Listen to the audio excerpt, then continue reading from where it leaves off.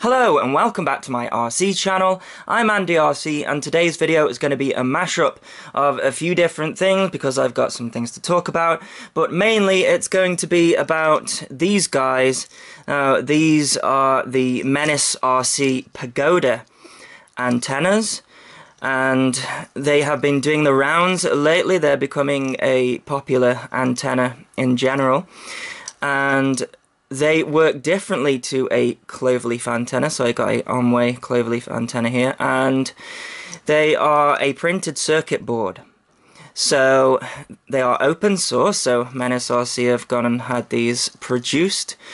And because they're a printed circuit board, supposedly the tolerances can be better. They can be more accurate with the antenna as opposed to this, which is more of a mechanical thing. And even though these Aomway antennas are very good in a crash, these lobes do break quite easily, whereas these ones supposedly are a bit more rugged because we have got this case here and it's a printed circuit board, so it should be able to withstand a crash.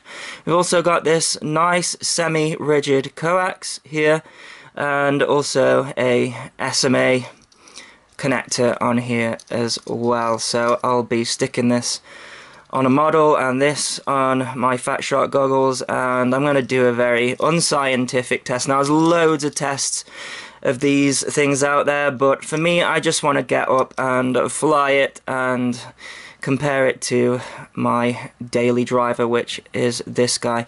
Now, I've also got DroneZone out here, and that is because it has reminded me to tell you about something. It's got the Maverick on the front here, and you may remember that I reviewed the Phantom 4 Pro, and I said that it was DJI's best model. It's the best aerial photography drone that you can buy. And I mentioned that I was going to do another video of me showcasing the 4K 60, and I went and did a flight in 4K 60, and I noticed there was a problem with the camera. It couldn't be seen in 1080p, but in 4K and 4K 60 there's a little artifact on the right hand side of the screen. I'll overlay it on the top here, and it looked like some dead pixels or something. I tried to clear the lens and that didn't do it. It was on the inside, it was on the sensor.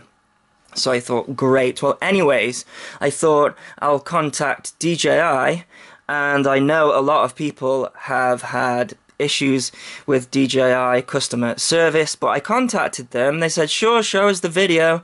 I showed them the video, and within a couple of days, they organized someone from UPS to pick it up.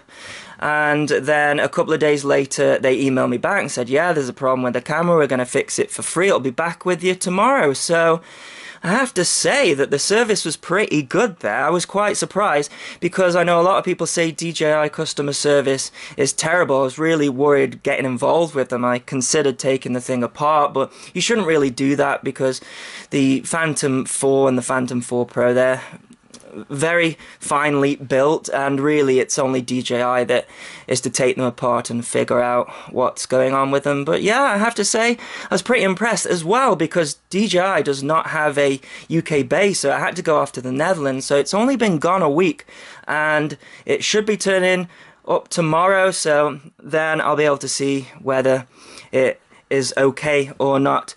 And the reason I point out the Maverick is I did sort of give the Maverick a bad review because it doesn't do 1080p 60, which is one of my preferences that I like to have, but actually it's the only DJI product that I have taken out of the box and not had a problem with. I had the Phantom 4, which had problems with the gimbal, and then this one, which had the 1080p 60 issue, but it was a known issue, you know, you can't send it back to have that fixed, and then the Phantom 4 Pro with this little camera issue. So not great outcome for DJI products, but surprisingly good customer service.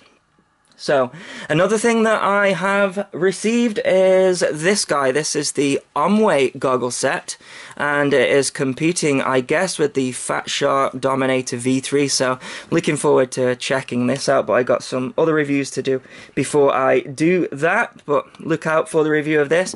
So the last thing I want to mention is GearBest have a 3-year anniversary sale on, and if that could potentially save you some money, then I'll stick a link in the below and you can check out the offers that are on there. But then the last thing to do is find an aircraft to put these on. Now, I was thinking, I got quite a few mini quads that I have built that do take an SMA connector, and I thought, what haven't I flown for a while? And I came up with this guy. This is pretty old school now. I built this 9 months ago. It is the Impulse RC Alien frame, and it's got Luminaire motors on it. You know, it was my top-end build. We've got KISS 24 amp ESCs, KISS flight controller, and what's this thing at the front here? This is proper old school, isn't it? Does anyone still use these? I actually really like this camera. And I also link the build to this one in the description as well, because actually one of my favourite flying aircraft, even though I don't fly it often enough, and it's got a SMA antenna connector there, so I'm just gonna stick these Pagoda antennas on there and I'm gonna go for a fly and see if I like them. And I'm going to be using my Fat Shark Dominator goggles, and I've also got the Menace RC Invader patch antenna, which has become my sort of default setup. We have an Aomway antenna here and a Invader antenna, and let's see if this Pagoda antenna is going to replace my Aomway one. Well, I can answer that really quickly, and the answer is no, it's not as good as the Aomway antenna. Now, that's not to say that the Pagoda is a terrible antenna, but some things that I noticed is that when I was doing maneuvers, such as maneuvers where the quadcopter is rolling or flipping, I was getting much more breakup on the Pagoda antenna like there than I was with the Aomway antenna. Now, I think there is a little bit of a compromise here though, because as I mentioned earlier, the Aomway antennas, the lobes are open, and if you crash often enough, then those will break. And I have had just one, I've just had one of the Aomway antennas break. And I do have to say, actually, I have crashed with the Aomway antennas a few times and they have survived with no problems. They just sort of bend back. So I'm not saying that the Aomway antennas are really breakable, but they aren't going to be as rugged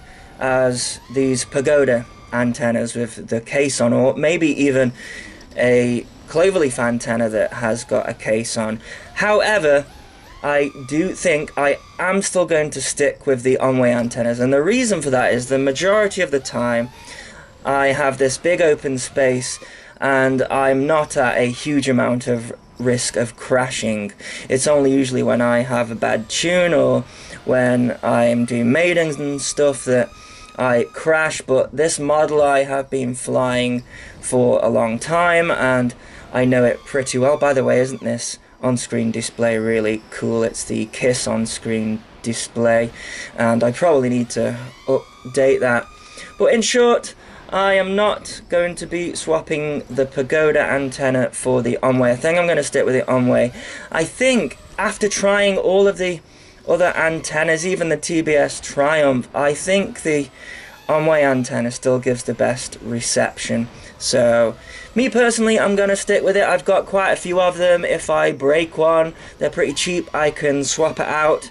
So that is just my opinion on it. So, there you go.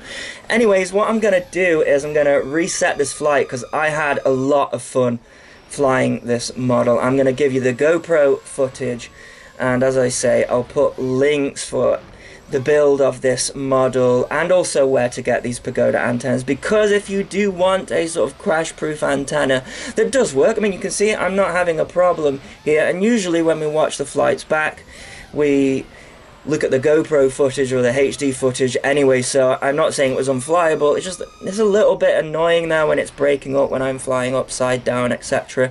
It's not as bad with the Aomway antenna. So, as I say, I'll leave you with some flying, and as always, thanks so much for watching. Please continue to subscribe. Cheers.